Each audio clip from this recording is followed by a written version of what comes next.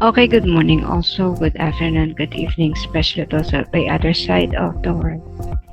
There is no time and space between us. There is only this present moment and we are one. Today, we read from diary entry number 870 from the diary of Saint Faustina Kowalska. On January 6, 1937, today during Holy Mass, I was unwittingly absorbed in the infinite majesty of God. The whole immensity of God's love flooded my soul. At that particular moment, I became aware of how much God abases himself for my sake. He, the Lord of Lords, and what am I, miserable being that I am, that he would commune thus with me? The wonder that took hold of me after this special grace continued very vividly throughout the entire day, taking advantage of the intimacy to which the Lord was admitting me. I interceded before him for the whole world. At such moments, I have the feeling that the whole world is depending on me. Enero 6, 1937. Ngayon sa banal na misa, hindi ko namalayan na nalubog na ako sa walang hanggang karingalan ng Diyos. Ang buong kalawakan ng pag-ibig ng Diyos ay bumuho sa aking kaluluwa. Sa sandaling iyon, naging mulat ako sa kung gaano ibinaba ng Diyos ang kanyang sarili para sa akin. Siya na Panginoon ng mga Panginoon. At ako, isang hamak at aba lamang, ay makikipag-isa sa akin. Ang pambihirang karanasan ito na sumakop sa akin pagkatapos ng di pangkaraniwang grasyang ito ay malinaw na nagpatuloy sa buong araw upang samantalahin ang malapit na pakikipagkaisan ito sa Panginoon na magitan ako sa harapan niya para sa sansinuko. Sa mga sandaling iyon, para bang ang buong mundo ay sa akin lamang nakaasa. Papansin niyo ulit, no? January 6 na, bilis ng araw para kay Faustina. Para sa atin din na abalang-abala araw-araw, mabilis din ang pagdaloy ng oras. Hindi mo na mamalayan ang teknik para malimutan mo ang maraming bagay, lalong-lalo na yung mga dahilan ng iyong mga pag-aalala, ay ilubog ang sarili sa kaabalahan. Lalo tigit, kaabalahan sa mga bagay na espiritual. Kaya habang dumadaloy ng mabilis ang oras, ang atin namang kaluluwa ay mabilis ding lumalago.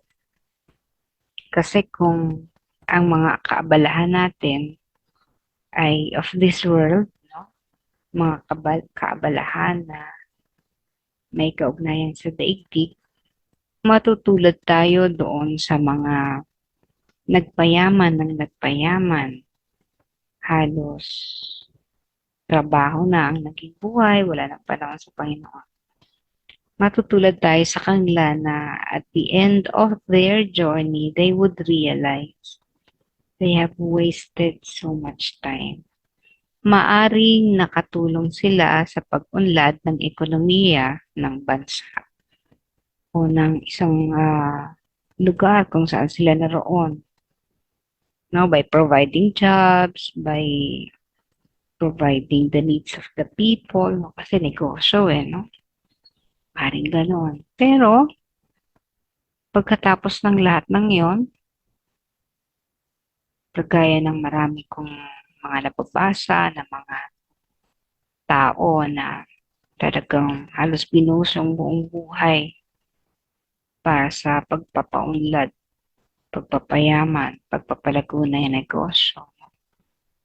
That at the end of their journey, regret nila ay nagkulang sila ng maraming oras para sa Panginoon at para sa kanilang kaluluwa.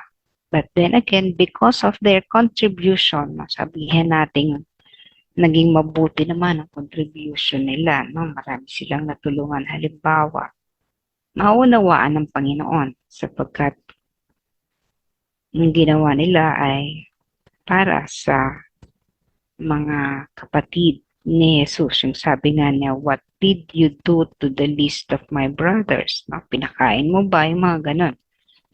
So maybe kung ang ginawa niya ay nakapagdulot siya ng trabaho para sa maraming tao kasi syempre ang negosyo nagpo-provide ng jobs. May end din yun, no? May factor din yon para sa kaniyang particular judgment. However, dahil may mga pagkukulang siya sa kanyang kaluluwa, maybe at the other side of the world, pag siya no? Pumailan lang sa kalinisan ng langit, maaaring di natin alam kung gaano katagal ang kanyang magiging purification, pero malamang na yung bahagi ng kanyang purification, baka doon sabihin na ni Lord, eto, masyado ka namang nagpabaya. Parang sinasabi ko lang na the Lord is merciful, no? Kinonsider niya yung naging bahagi mo para sa kanyang mga kapatid, para sa katauhan, sa sanlibutan. Pero as kung tayo nabubuhay ngayon, may panahon lang na dapat ay inilalaan natin sa gano'n. Siyempre, nung bata tayo sa paglalaro, pag-aaral, most of our time are devoted sa mga ganang bagay. But as we grow older, nag-iiba na dapat yung direksyon ng ating priorities. And especially at the last leg, no? Doon sa huling lap, no? Doon sa huling takbo natin ng buhay. Ilaan na natin ito sa Panginoon.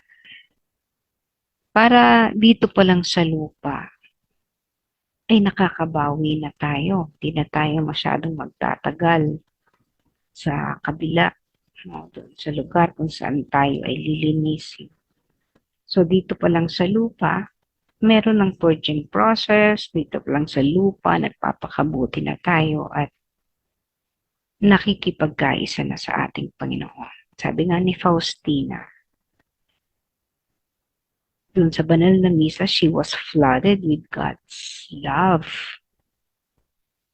So, sa huling bahagi ng ating buhay, kapag inilubog na natin yung ating sarili sa Panginoon, laman na tayo ng simbahan araw-araw, sumisimba kasi wala na, nag-retire ka na, di ba? So, wala ka ng ibang iniisip na trabaho, negosyo, nag-retire ka na. And you will find yourself, meron akong ganitong kasabay lagi sa may mga, hindi lang isa, mga kasabay ko lagi pag nagsisimba sa hapon or sa umaga. Yung buhay nila, because yun nga, nag-retire na, palagi na rin nasa simbahan. So, may realization kung ano ang dapat ng priorities. So, isa yun, ibabad ang sarili sa ating Panginoon. Pangalawa, yung actions nating kalimutan. So, simba nga tayo ng simba, wala naman tayong actions. Hindi tayo tumutulong sa ating kapwa. Kulang. So, kailangan din habang malakas pa, ilaan ang sarili hindi lang sa Panginoon, kundi para sa kapwa. Kasi all your life, halimbawa, nagtrabaho ka, nagpayaman, para kanina ba yun? Usually for the family. So, tapos na yung iyong mission for your family. Provided naman ang mga kailangan nila. Hanggang mamatay ka, hindi na sila magugutom. So, pwede mo nang isipin na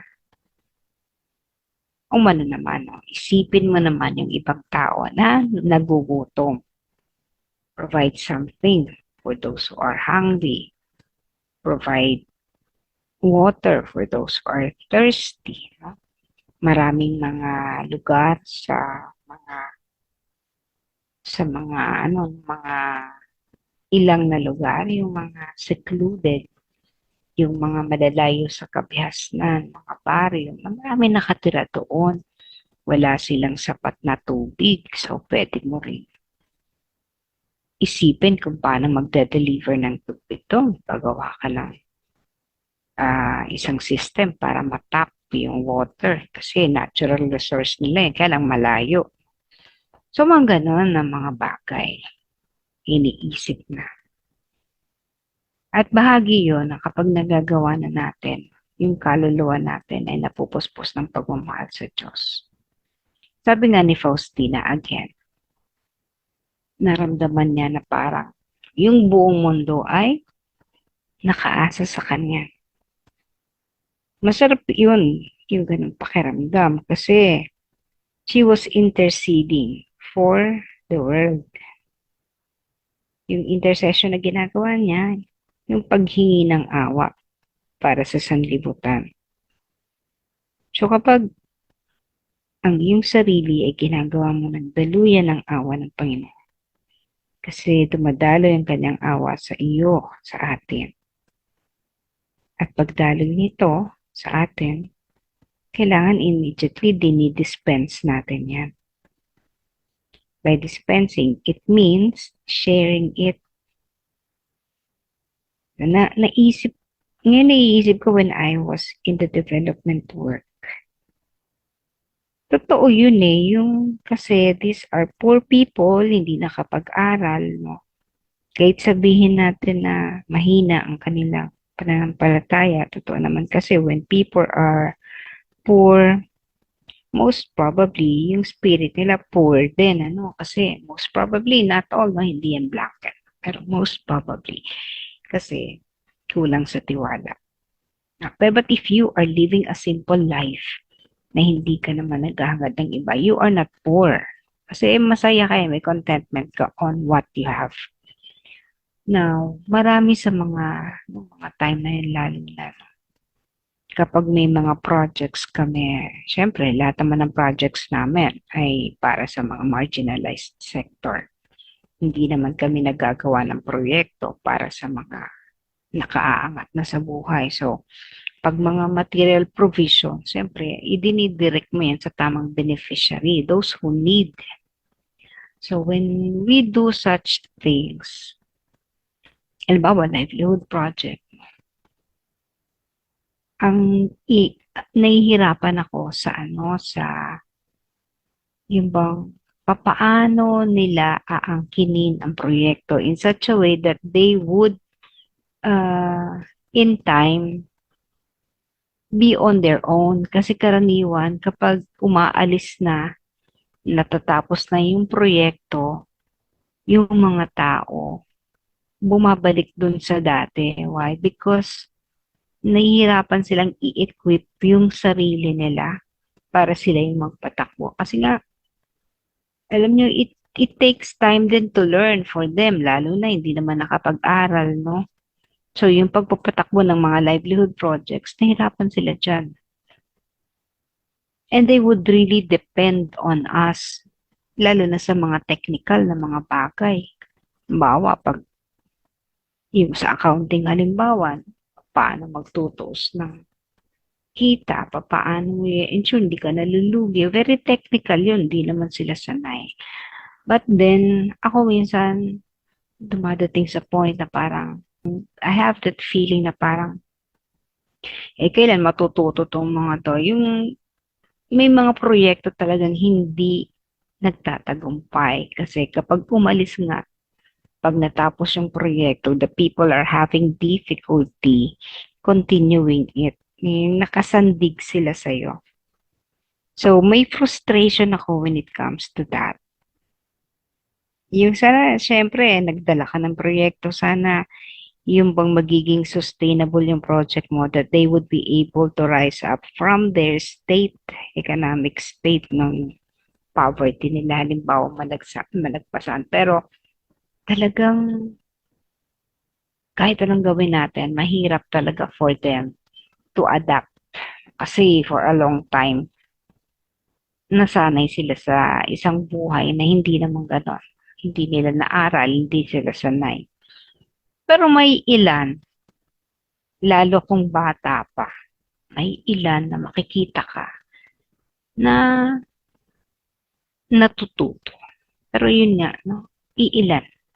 Parang katulad din ng sinabi ng Panginoon na marami siyang tinatawag, many are called but few are chosen, kukonti. Kasi yung nagpapatuloy kahit sa spiritual life mo, maraming along the way na lalagas, nawawala, no? Hindi nakakasabay. Yun bang pinanghihinaan ng loob kasi hindi madali na tahakin ang daan ng spiritualidad. So, ganun din sa mga tao na kahit dito sa mundong ito, no, yung mga tinatawag nating mga uh, list of our brothers, no, marami din na hindi, kahit na buhusan ng proyekto, kukunti pa rin yung talagang nakaka-maximize, nakaka-take advantage ng mga projects, yung natututo ba. So, it also, manifest in them. Yung kumbaga, kung paano na hindi lahat ang nasa naglalakbay sa spiritualidad na ito, no, in the spiritual path ay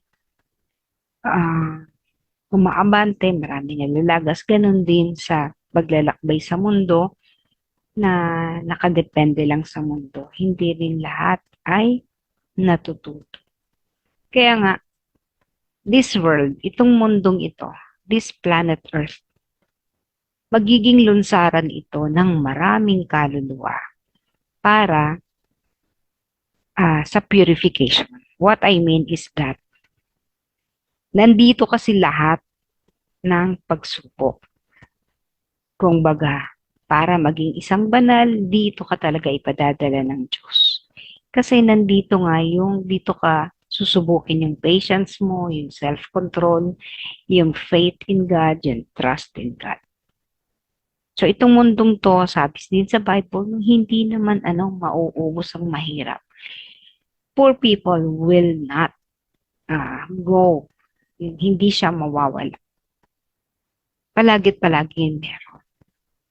Kasi kung mawawala yun, wala nang wala kang pagpapraktisan corporal work of mercy.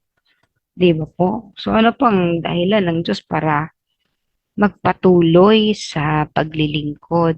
Ano pang magiging silbi ng kamatayan ni Jesus sa krus kung wala naman na siyang ililigtas? Di ba po? So, kaya si Jesus, yung mission din niya, hindi rin natatapos dito sa lupa. Sapagat marami rin siyang kailangang turuan para tahakin ang parehong daan na tinahak niya, yung pagpapakasakit at mapagtagumpayan ang mga pagpapakasakit. Bumaba siya, di ba? Yun yung tinatawag na abasement, God's abasement, para makiisa sa atin. Kahit wala na po siya ngayon. Because He lived 2,000 years ago. Kahit wala na siya ngayon dito, nandito pa rin po siya. Hindi lang natin nakikita. Patuloy siyang naglalakbay kasama natin. Patuloy na bumubuhos ang kanyang dugo at tubig dahil patuloy natin siyang sinisibat sa kanyang dibdib dahil sa ating mga kasalanan. So, hanggat may isang tao, hanggat may isa, no? Kahit isa, hanggat may isang tao na o isang kaluluwa, no, na sadlak sa kahirapan, hindi aalis ang ating Panginoong Hesus. Hindi siya mawawala. Meron akong kwento na Yung tinatawag lang vow of the Bodhisattva. Narinig ko yan in the past. Yung vow daw nila, hindi sila aalis sa lupa hanggat may isang tao na ah, hindi pa napa-perfect ang sarili. So, ganun din tayo. Kaya matagal pa ang mundo eh. Hindi siya talaga yung, I believe that yung concept ng pagkagpunaw niya, hindi naman siya mangyayari in the near future kasi ang dami pang mga tao.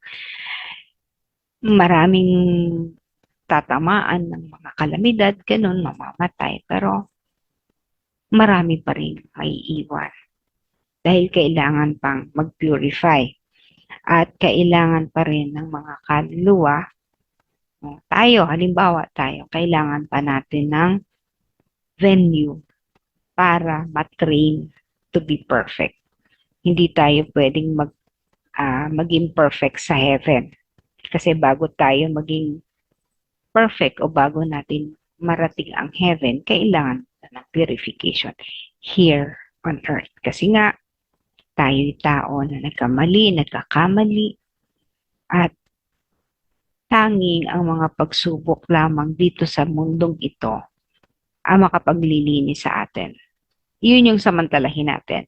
May particular judgment at the other side, pero mas maganda dito pa lang.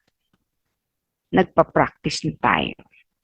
Dito pa lang, nagpapakalinis na tayo sapagkat si Jesus nandito lang.